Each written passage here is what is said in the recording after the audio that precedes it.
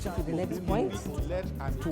We should ensure whatever we see is clear. That means work is being done. We can see that it is in opposite direction.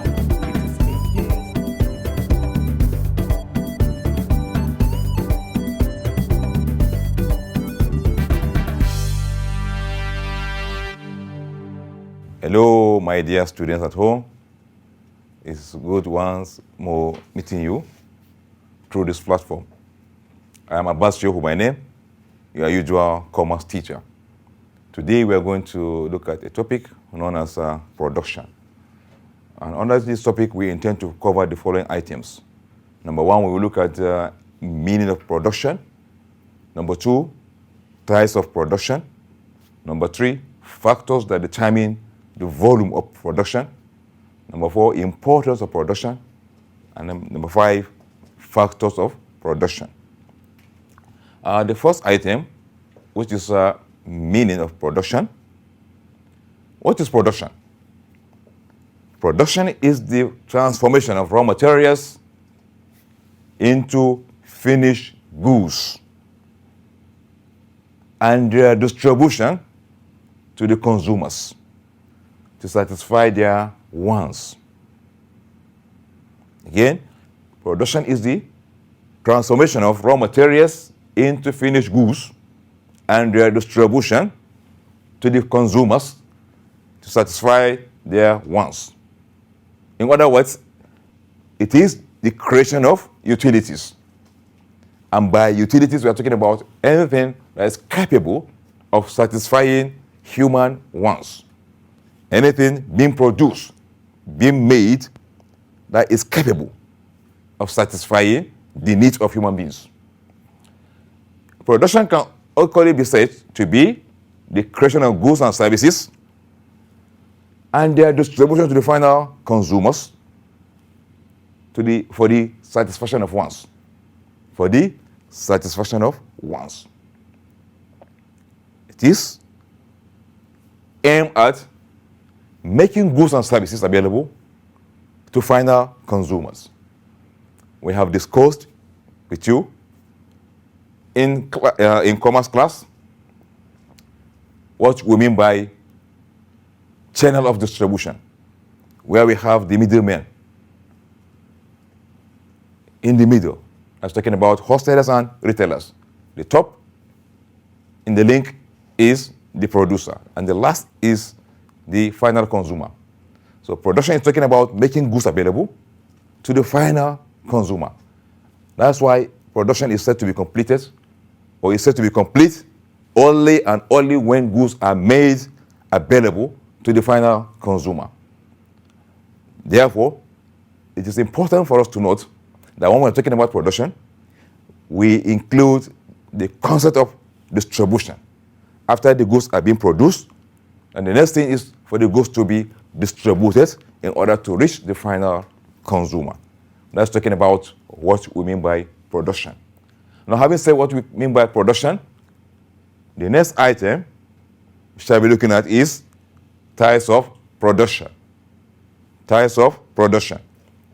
Production is grouped into two categories as follows. One, we have what is known as direct production. The second one known as indirect production. Now, what is direct production? Direct production is a type of production in which an individual produces goods or services only for family use. Only for family use. Production is done, or in other words, goods and services are produced only for family use. They are not produced with the soul of selling them out. No, it is done in order for the family to consume. It starts and ends within the family. That's what we mean by direct production. Then we have the second one known as indirect production. On the other hand, it is the type of production in which goods and services are produced in large scale. intended to be sold. The producer is producing the goods or service not for his family use, not for his own sake in terms of usage. No, he is doing that in order to sell them out. He is making production in large quantities. He is undertaking what is known as large-scale production, aimed at selling out to others that are in need. That's what you mean by indirect production.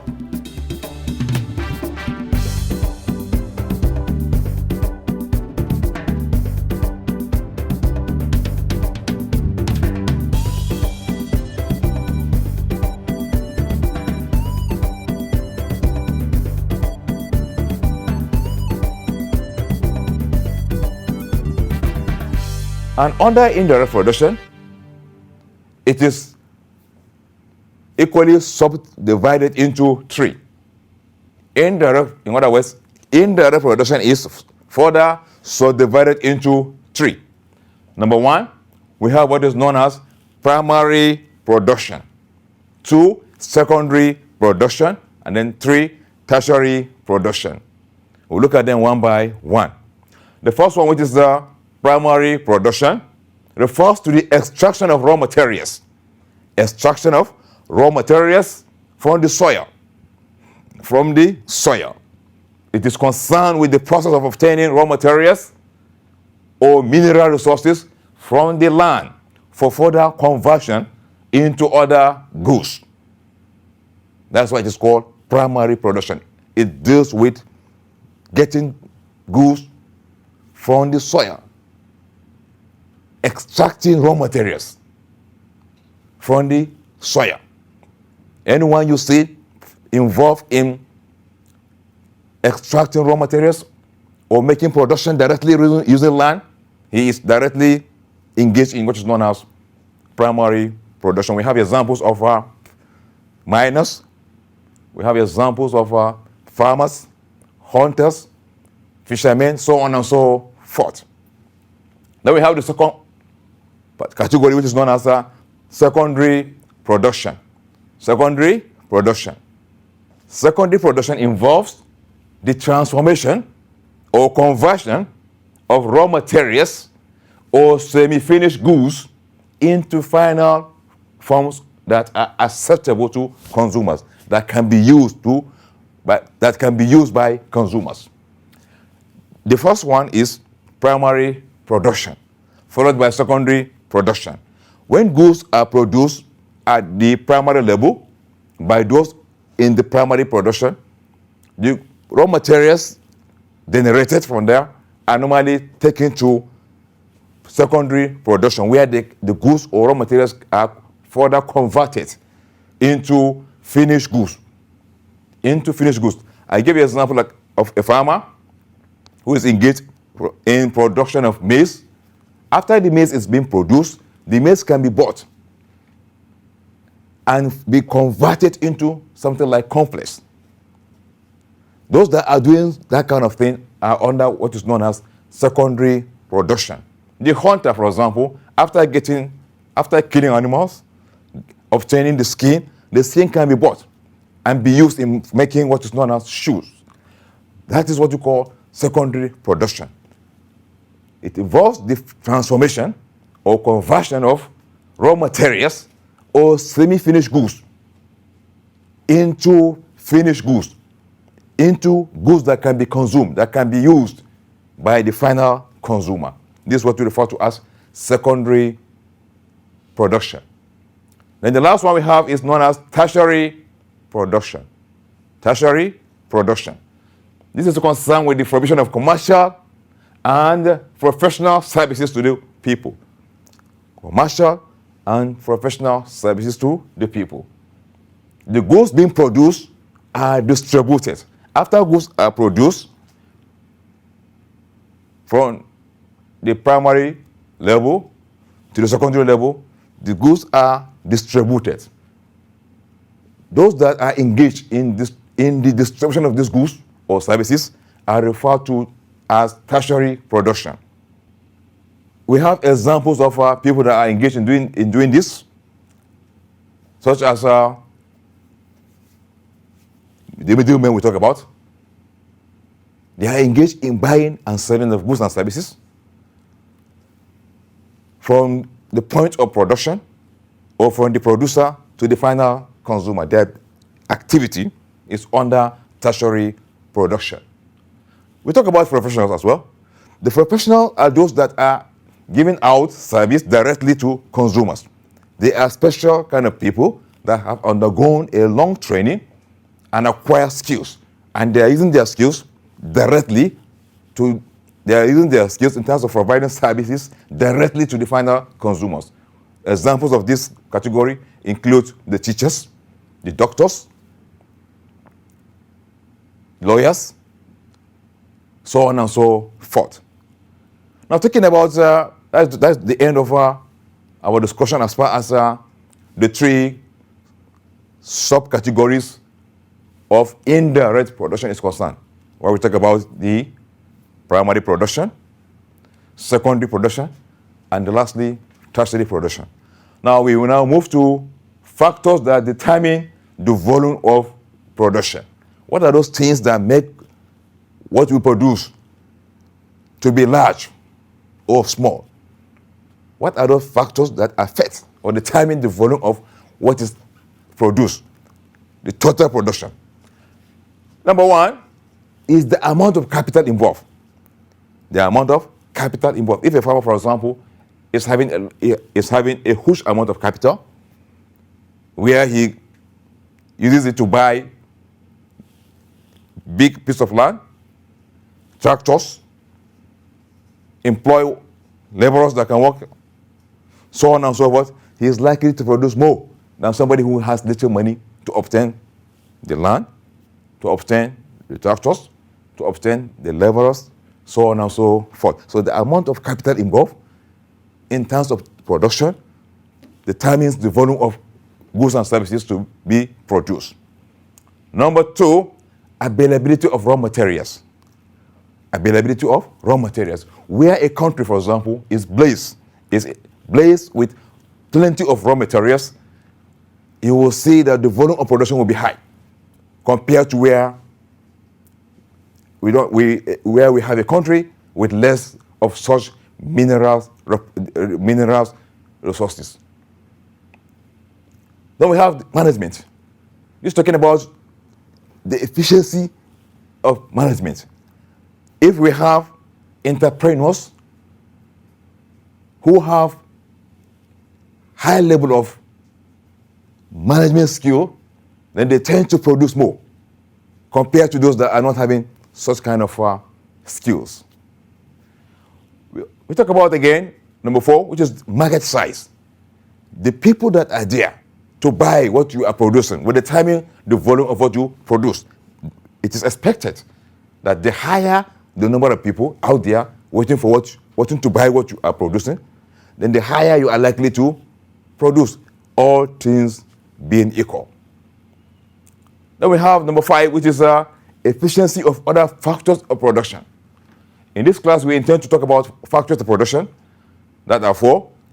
Apart from that, we have the land, labor, capital, entrepreneur. So the efficiency of other factors of production will determine, apart from the entrepreneur being efficient in terms of management, other factors of production, if they are all available and they are equally efficient, especially labor, then we expect to see the volume of production being high. And the opposite is the case, where we don't have other factors of production that are equally efficient. We have number six as a level of technology. This plays a very important role in terms of the volume of goods and services that are produced. A farmer who is using farming inputs such as tractors cannot be considered with the one who is using hoe in order to produce what he is producing. So a level of technology determines the volume of goods that are expected to be produced at the end of production. Number 7, we talk about storage facilities. If there are facilities meant for the goods and services produced to be stored, then the producer will be encouraged to produce and produce, because he knows that once the goods are produced, they can be stored and be used in the future and be taken gradually to market for sale. But where we have absence of storage facilities, then the volume of production will definitely be low. Then we have again nature of the goods. Nature of the goods will determine whether the goods will be produced in large quantity or not, especially where we have issue of storage. Perishable goods, for example, cannot be produced, especially where we have problem of storage. Where there is problem of storage, then you cannot produce large quantity of perishable goods, because they are likely to be damaged, and at the end of the time, you will be in for it. Instead of you getting what you are expected to get as profit, you may end up running into loss. So these are the ties. These are the factors that determine the volume of production. Now, having talked about the factors that determine the volume of production, the next thing we are going to talk about is importance of production. Importance of production. Production is very, very important as far as the economy is concerned. Every economy wants to see that goods and services are produced, and the higher the goods and services are produced, then the higher the economy will be better. Among the importance of production includes 1, it helps in making goods and services available. Because of production, we are able to have goods and services at our own doorstep. Different producers are able to make goods available and are able to produce goods and services to us, which we are at the same time able to access. Number 2, it helps in improving the standard of living of people. Where goods and services are made available, people now begin to use them and satisfy their wants. And by the time their wants are satisfied, we expect to see an improvement in terms of their living standards. Number 3, it provides employment opportunities to a good number of people. Production provides a good number of employment opportunities to a good number of people. Many people are engaged, are employed because of production. If you look at different production companies, they are there because people are there working because of production. If you go to farm lands, you see people working there. They are there because of what they want to produce. So on and so forth. Number 4, it increases the wealth of a nation. The number of production taking place in the nation determines the wealth of the nation. The gross domestic product is normally relying on the number of goods and services that are produced by different producers. So the wealth of a nation is determined through production. Where production is high, where production is high, it is believed that people are engaged. People are not jobless. People are not having the problem of unemployment. It means they are fully engaged, and that's why production is taking place and at the same time being very high. So it determines the wealth of a nation. Number 5, it increases the exportation of goods to other countries. Where production is high, it's expected that goods and services can be exported. Because by the time you continue to produce and produce, it is expected that you'll be able to feed yourself. You'll be able to provide what you need. And having produced enough to satisfy what you need, you can begin to now think of exporting or selling to other countries. Selling to other countries through exporting. Then we have number 6, which is it leads to the acquisition of skills in various fields. It leads to the acquisition of skills in various fields. When we talk about production, we talk about so many things. There are so many things that are involved. When you have, for example, a production company, In that company, you need skillful workers. Workers that have skill. For example, accountants.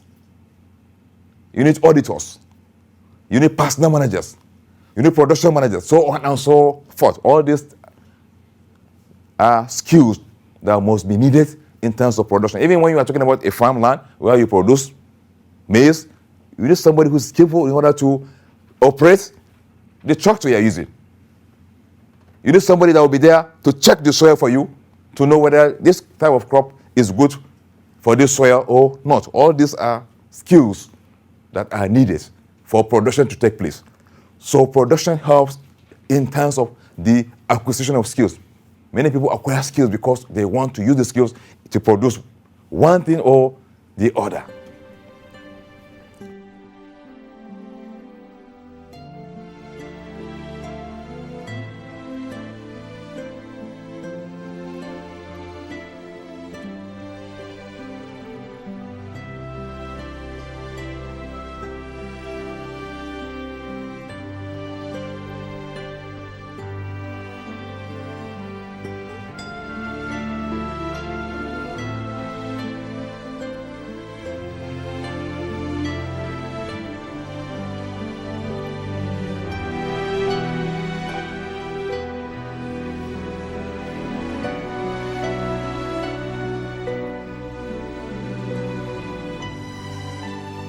Now we go to factors of production. Factors of production. What are factors of production? Factors of production are talking about those things that are usually needed in order for production to take place. Those basic things that must be there for production to take place. For production to happen, they must be there. It is just like ingredients. They must be there, and they are basically four. The first one is known as land, followed by labor. The third one is capital, and the fourth one is entrepreneur. These are the four factors of production. For the purpose of this class, we are going to take a look at only one, which is land. In our subsequent class, we'll look at the other three. Now, what is land? Land is the most important factor of which comprises all natural resources obtained from the soil, rivers, forests, oceans, atmosphere, etc. Unlike other factors of production, the supply of land is fixed. The supply of land is fixed. We'll talk about this, or we'll talk more about this by the time we go to look at features of our land. And the reward for land is known as rent. These four factors of production, each has its own reward. And it's important for you to know all of them, because in exams you may be asked to say, what is the reward of this? Or in your multiple choice questions, you may be asked to say, to identify the reward of this or the reward of that, giving different options. So each of them has a reward. The reward for land is rent.